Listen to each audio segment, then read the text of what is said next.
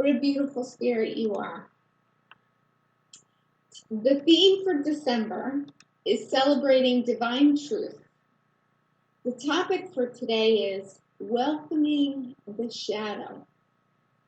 In the book of Isaiah, chapter 9, verse 2, it is written, "The people who walk in darkness will see a great light.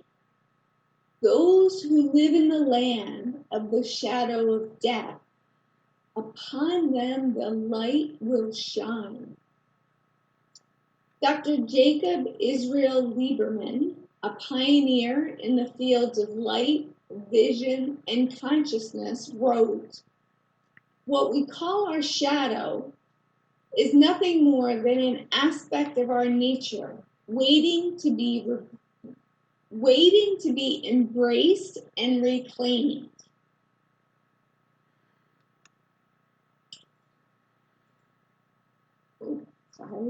Let us affirm together with conviction. I do not judge myself nor other persons. I embrace the shadow and reclaim my highest good. And so it is. And now I want to introduce the great light and leader, knowing that her message today is filling all of us with perfect divine wisdom. Dr. Reverend Kathleen Johnson. Thank you, Jennifer. We live in a multicultural world, don't we? And yet the month of December, and actually this whole season, even the end of November into December, is a time when the spiritual traditions around the world have celebrations and festivities that include this thing called light. And when you think about it, now this is of course the Northern Hemisphere, but in the Northern Hemisphere, that this time frame is the darkest time of the year, when the nights are the longest and the days are the shortest. And so we decorate the darkness with the light, yes? Candles, strings of light, all the different ways in which these different traditions, our different traditions, celebrate this season. And so think about it, how the darkness and the light combined create a beautiful thing of beauty, that contrast that's there. And realize that if we could look at our own shadow selves and our light selves in the same way, welcoming them both, that we would be well on our way along our spiritual path, because our spiritual path, when you think about it, is a dance between light and shadow. And so today, I'm going to really focus on this idea of welcoming the shadow as a vital part of our spiritual path.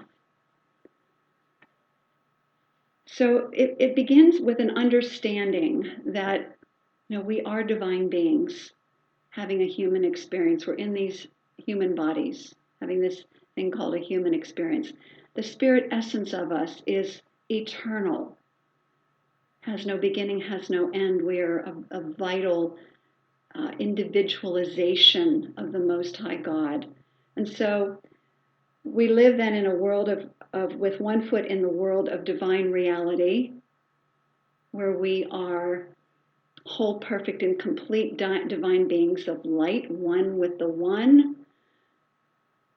And yet we also have another foot in the world of humanity, in which we experience the world of effects all around us. They can be quite beautiful, like this day, looking out the window and seeing the trees and the sunlight. And then we also experience this thing called the darkness, the beauty and things that seem not so beautiful to our human minds, to the conditioned mind and the five senses that are, particularly when we're not coming from that place of light and observation of the true self. So that's why it's important to have our foot in both. We're here to have this human experience, and yet we are here as divine beings. And that this is an opportunity for us to discover what our divinity is all about, and particularly in relationship to this thing called the creative process. And therefore to create and to understand more fully what it means to be divine in these human bodies.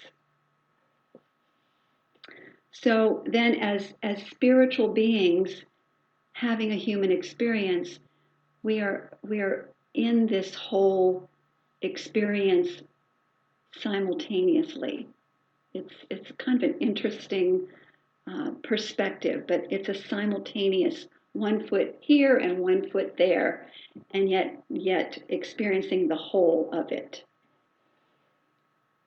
So what about this thing called shadow? Well, Carl Jung defined the shadow as the repressed or denied part of the self with a capital S, the sum of all unpleasant traits that a person wants to hide, the primitive side of human nature. And every person, because we're having this human experience, has a shadow.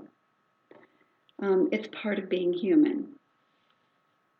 Robert Bly, the great poet Robert Bly, wrote a book about the shadow, the forming of the shadow actually, called A Little Book on the Human Shadow. And in it he says, we are each born into a 360-degree personality. 360-degree personality. As infants, we express all 360 degrees. Think about it. Think about infants. 1 minute they're happy, the next minute they're crying. So it's the full range. Soon we discover that some slices of the 360-degree pie are unacceptable. So we are shamed or punished for crying or expressing anger. We're ridiculed for wanting attention or acting proud of ourselves. So what do? We repress those slices of our pie to avoid rejection, thus forming the shadow. And Robert Bly says we throw these unacceptable qualities in a bag and throw them over our shoulder and drag them around until, and that's what today is all about, until we face them instead of ignoring them. So the thing that happens is the more the shadow self is denied, the darker and denser it becomes. And then what happens is this thing called projection. And projection is when we see the shadow that we deny in ourselves in other people. And that projection causes condemnation and judgment and can even lead to hatred. And judging the other person as evil. So the thing is that unprocessed shadow emotion gets gathered in a part of our brain, the midbrain, called the amygdala. And then when something triggers us, when we see something in another that we deny in ourselves or that we're repressing in ourselves, we have what's called amygdala hijack. Amygdala hijack, which means that our higher wisdom self gets kicked out for a moment, and the amygdala, the emotional, the anger, the frustration, the condemnation, all those parts of us that we would really rather hide, all burst to the surface. And so that's why sometimes you'll see like an outburst that seems to come out of nowhere for yourself or for others that seems like overblown. And what it is an amygdala hijack, where this emotion of the shadow that's been building up is released in that moment. So the amygdala hijack, then, it takes no, it's just very clear to me that it's going to interfere with our relationships, with our careers, and with our health, with all aspects of our lives. And then the amygdala hijack on a worldwide scale shows up as irrational political decisions, as violence, as war, as climate destruction, and as social injustice, racism, those kinds of things. And yet we humans, even though this is an unsavory part of ourselves, we humans have a tendency to resist change. So do you know the only human that truly wants to be changed? Michelle? An infant with a wet diaper. Just a little lightheartedness as we're getting pretty serious. So inner change is what is required then for true spiritual liberation. There's a woman by the name of Lori Boyd who wrote a book called Dark Matters, Discovering Wholeness in the Shadows. And so she wanted to address the question, why do we deny the shadow self and stay stuck in these vicious cycles of amygdala hijack? She said, our culture, and think about this, our culture teaches us to fear the dark, especially the inner darkness, which is our shadow self. She said, we have grown so afraid that we built an imaginary wall between us and the darkness within she's talking about. We have focused on the light, seeking to eliminate the darkness, thinking that if we just focus on the light, the darkness will go away. However, she said, if we learn to step through that fear, there's another possibility. We learn to accept the darkness and to engage it in dialogue, to use it as a tool for our spiritual growth. A tool for our spiritual growth. So we learn then that darkness is not the enemy of the light. And she said, we learn that our ultimate goal is not just light, it's wholeness. It's wholeness, that's our goal, is wholeness.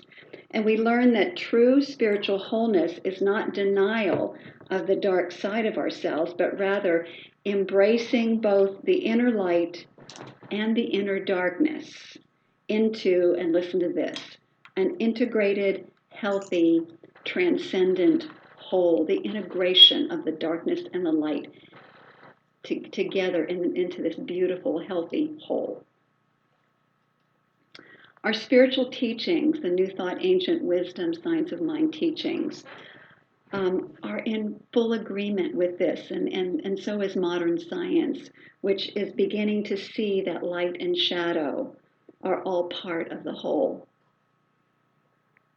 So this is not about accepting things that harm us or harm others. I'm not talking about that at all.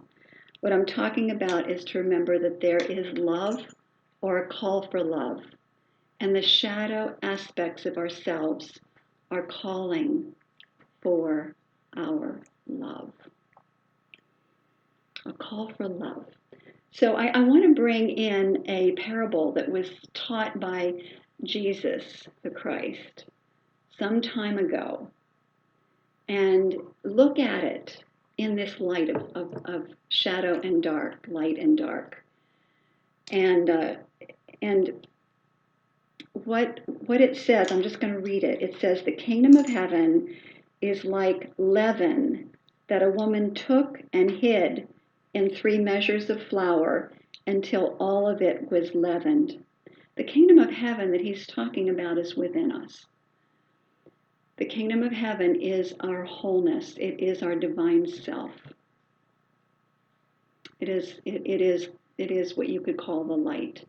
So he's talking about, the leaven being put in the flour, the light, the wholeness, the consciousness of wholeness placed in the human body temple. We could think of that as the flower, or this world of effects that we're a part of, the conditioned mind, all of it. When we bring the light and shine the light of compassion on those aspects of ourselves, they expand, right? Isn't that what happens when the leaven gets hold of the flour? It begins to expand. We expand. And Ernest Holmes said, since we can't contract the spirit, we shall have to expand the human by surrendering the shadow aspect to the leavening power of the spirit of light. The flour or the shadow is surrendered to the leaven. So as we begin to see these ancient spiritual teachings from different world religions, from this place of metaphysical understanding or mystical understanding, we begin to see that this is really good information for us. It doesn't say to get rid of the light. It just says to bring the light to the darkness and illuminate that. And so we're not fighting with it. We are investigating it. We are learning from it, and we are growing from it. And so as we move toward the shadow with compassion, we also, and particularly when we feel our feelings, we clear out toxicity that has built up in the body, and we discover beliefs that have not been serving us so that we can transform them and let them go. Brene Brown in Daring Greatly wrote this about the shadow. She said, "Only when we are brave enough to explore the darkness will we discover the infinite power of our light." And I was thinking about all the different tools that we have in our teaching to help to approach the shadow and work with it. We have something called the fear to faith model. It's a form that you work with. We have Byron Katie's beautiful steps of inquiry, the 4 steps of inquiry, and we have radical forgiveness, and out there's this thing called tapping, which is really helpful as well. And also working with a practitioner or minister in our community to discover beliefs, false beliefs that have been running the show, triggering that amygdala, causing an amygdala hijack. And then through what we call spiritual mind treatment, affirmative prayer, we bring the light to the darkness and transform it. So we have many different tools to support us in dealing with the shadow, which is the conditioned mind and all of its false beliefs. However, right now in this moment, I'd like to give us an experience of working with the shadow that uses a guided imagery experience. So I'm inviting you now to turn within and close your eyes. And inhale fully. Hold it. And exhale fully. And continue that deep breathing cycle as you, in your imagination, take a walk along a path in the woods. Begin to feel the gentle breeze on your face as you walk. And can you smell the scent of the pine? And hear the crackling of the leaves under your feet? Do you hear the birds singing? And see a squirrel run up the tree?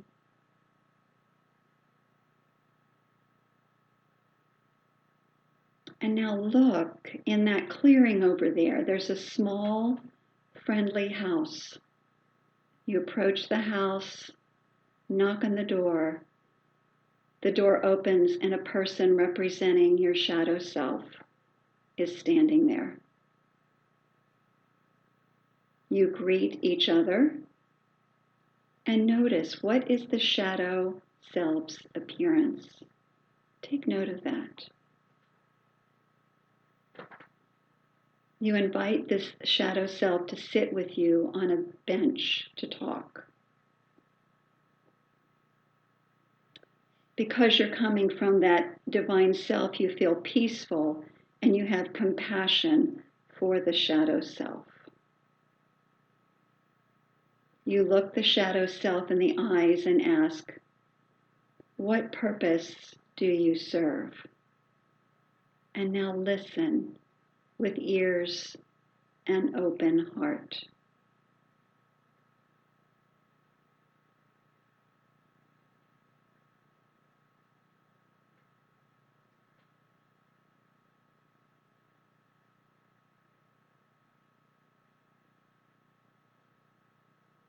And you ask the shadow self, what do you need from me?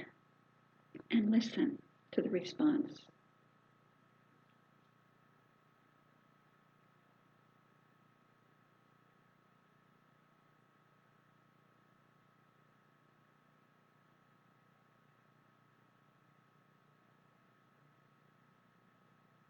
And then you go on to ask, what gift do you have for me today?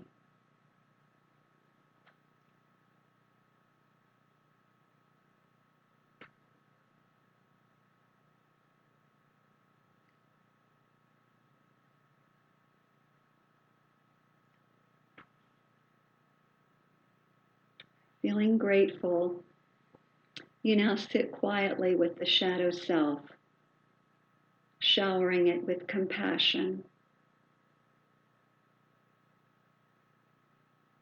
and taking him or her into your heart.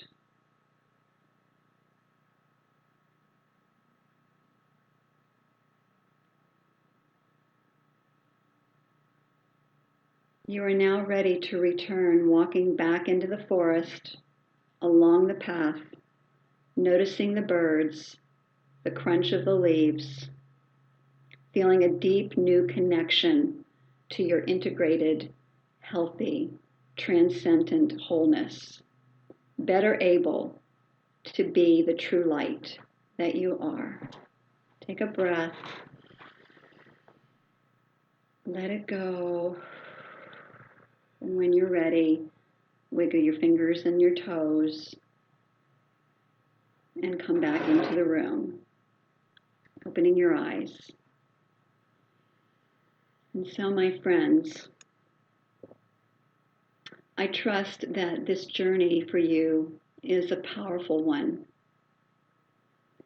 and one that truly involves the fullness of who you are, the light and the shadow, in a way that supports you on this beautiful journey of life that we're taking together. I love you all. Have a wonderful day. Namaste. And so now I'm introducing to you again our